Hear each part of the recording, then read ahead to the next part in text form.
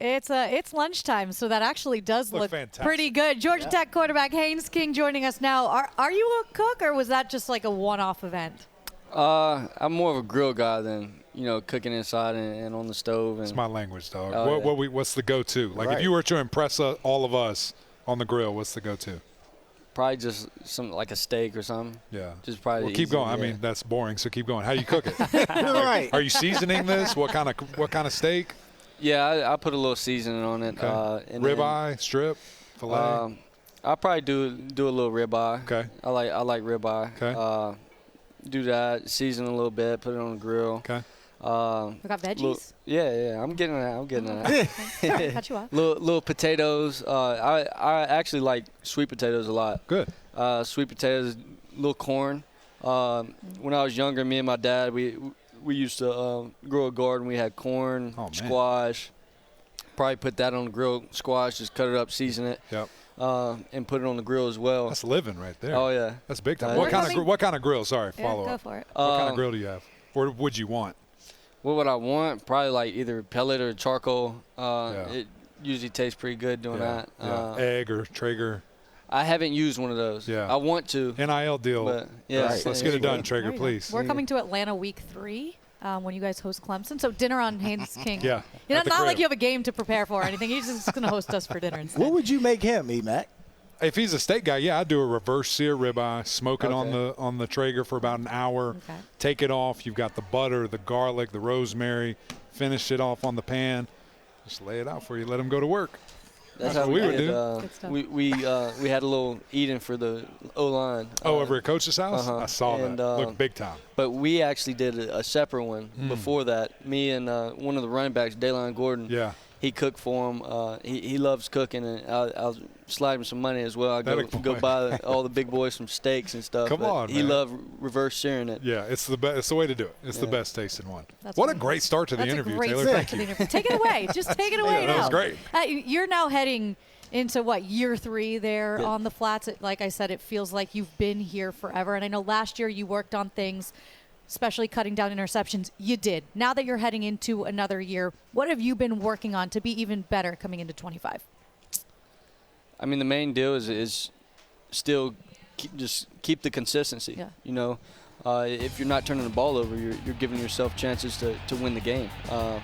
The other team doesn't get more chances to score and all that, as well as just pushing the guys and having fun. If we're executing and being ourselves, just pushing the guys to be in their best ability, and you go out there on game day and just have fun, you're going to light it up and light the scoreboard up. So.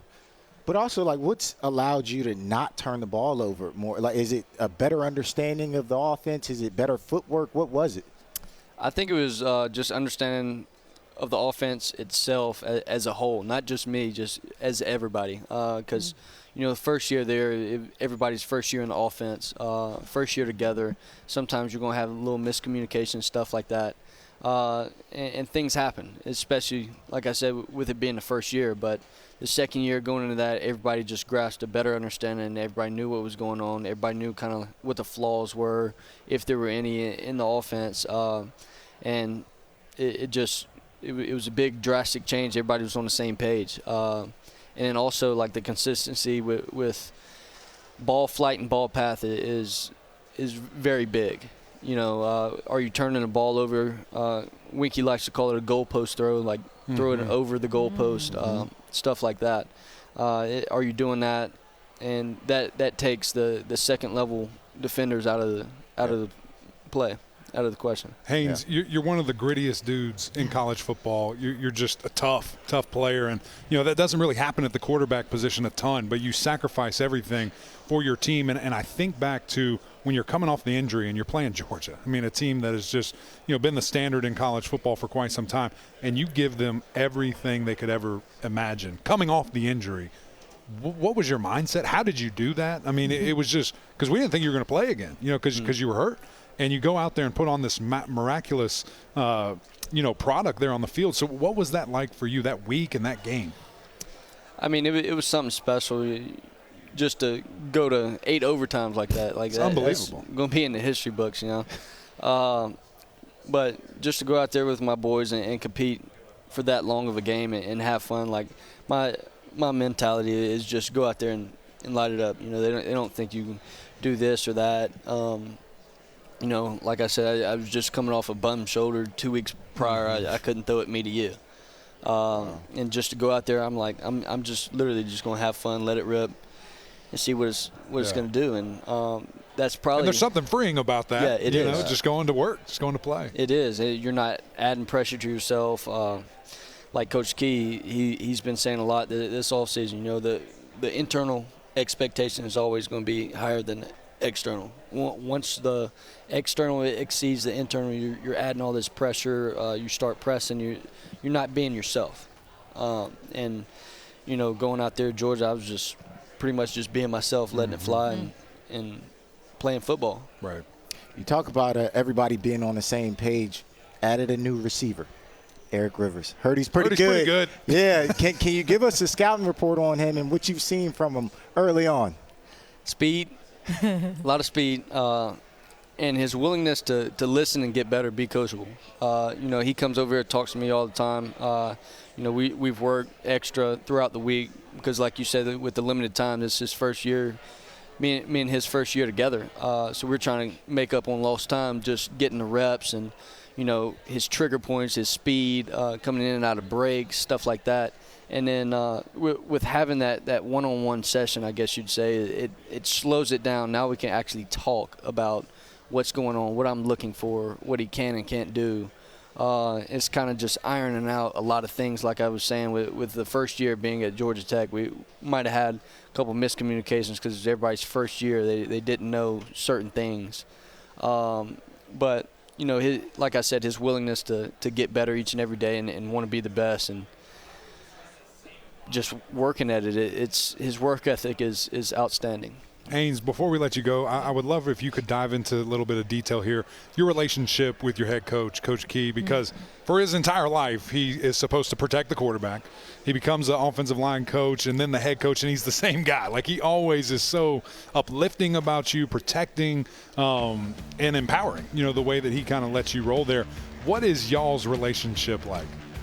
I mean, it's very close. At least once a week, I'll try to go up there and just talk with him. It doesn't even have to be about football, but the closer we are and the closer we're connected and the better connection that we have, the better off we're going to be. Because, I mean, like he said to me personally, like, you know, it's just me and you out there. Like, whether we win or lose, like, who they going to blame or who they going – it's the head coach and the quarterback. So the closer connection, closer relationship that we have, it's the better off we are. Yeah.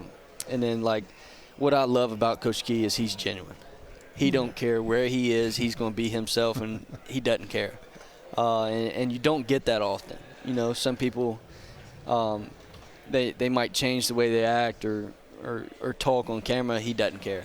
He's going to be him, and I just absolutely love that. He's open about it, and I feel like that's what just pushes everybody else just to be themselves, right. and it just raises everybody's level of execution. How about your offensive coordinator today coming out, new 2-year deal, getting paid, and Buster Faulkner? How about that? There you go. That's big for the program. That is really big for the program. Me and Key was talking about that, and we were pumped up. Yeah, pretty cool. All right, also pretty cool, before we really do let you go, not every college football player can say they've helped write a book. This is Haynes King, a hell of a quarterback. Explain what this is all about and how this came to be, because it's really an awesome story. Mm-hmm. I mean, it's a children's book about me, you know, how I grew up, some of the history. So cool. I just thought it was a great opportunity to do something different, especially in the NIL world. And then just to inspire some of the kids. Yeah.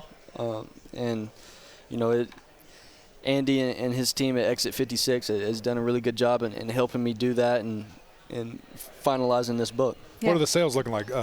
Top sales, New York's best? I mean, what are we talking about? It'll get up one there. Day, one day. It'll be up there. Pretty cool. Haynes, we're so excited to watch you this season. And I know a lot of people may be sleeping on Georgia Tech, but we're not. We never are. Thanks so much for joining us.